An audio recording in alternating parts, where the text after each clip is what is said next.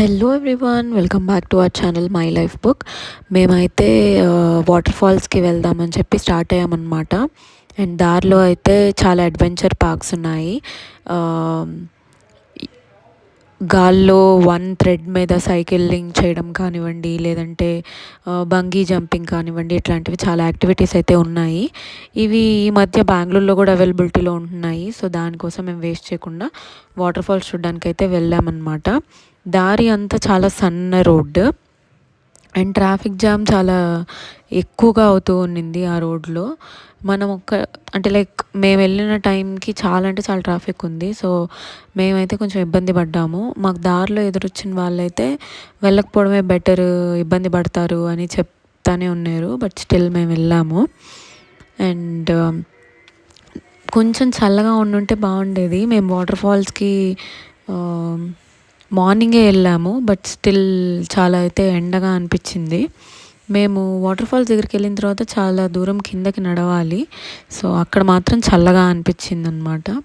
ఇది ఆల్మోస్ట్ ఇంకా మేము ఎంట్రన్స్కి కార్ పార్కింగ్కి 50 రూపీస్ తీసుకున్నారు మాకు. అండ్ ఇదే వాటర్ ఫాల్స్కి ఎస్టేట్లో నుంచి ప్రైవేట్ ఎంట్రీ కూడా ఇస్తారు. దానికైతే ఎంట్రీ టికెట్ తీసుకోవాలి. పర్ హెడ్ 1500 500 కరెక్ట్గా అయితే నాకు ఐడియా లేదు. సో మేమైతే జనరల్ వాటర్ ఫాల్స్ జనరల్గా ఎలా వెళ్తామో అట్లా ఎంట్రీ టికెట్ ఒకటి కట్టేసి వెళ్ళామన్నమాట. మేము ప్రైవేట్ ఎస్టేట్ ఎంట్రీ ఏం తీసుకోలేదు. కార్ పార్కింగ్కి మేము స్టార్టింగ్లోనే కట్టేసాము బిల్లు 50 రూపీస్. హ్యాండ్ క్యాష్ ఒక్కటే ఇక్కడ చాలా దగ్గరలో ఫుడ్కి కూడా హ్యాండ్ క్యాష్ ఒకటే అలో చేస్తున్నారు. పెద్ద హోటల్స్ మాత్రమే ఫోన్పేని సపోర్ట్ చేస్తున్నారు అనమాట. అండ్ ఇదే కార్ పార్కింగ్. ఎక్కువ వెహికల్స్ని కూడా ఇక్కడ పెట్టుకోలేరు. ఇక్కడ కార్ పార్కింగ్ దగ్గర అయితే అసలు 2 వెహికల్స్ ఒకేసారి వెళ్ళలేవు, ఆగి ఆగి రావాల్సి ఉంటుంది. అండ్ మేము ఇక్కడ నుంచి స్టార్ట్ అయ్యాము.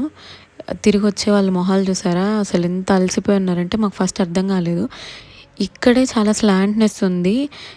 ఈ ఈ స్లోప్నే మేము రిటర్న్ వచ్చేటప్పుడు ఎక్కలేమేమో అని చెప్పేసి మేము మాట్లాడుకుంటూ దిగడం అయితే స్టార్ట్ చేసాము.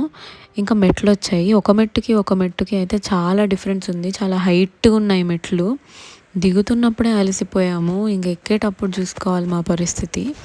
కాకపోతే బయట ఎంత ఎండున్నా కూడా వన్స్ మేము మెట్లు దిగడం స్టార్ట్ చేశాక వాటర్ ఫాల్స్కి చాలా అంటే చాలా చల్లగా ఉండింది.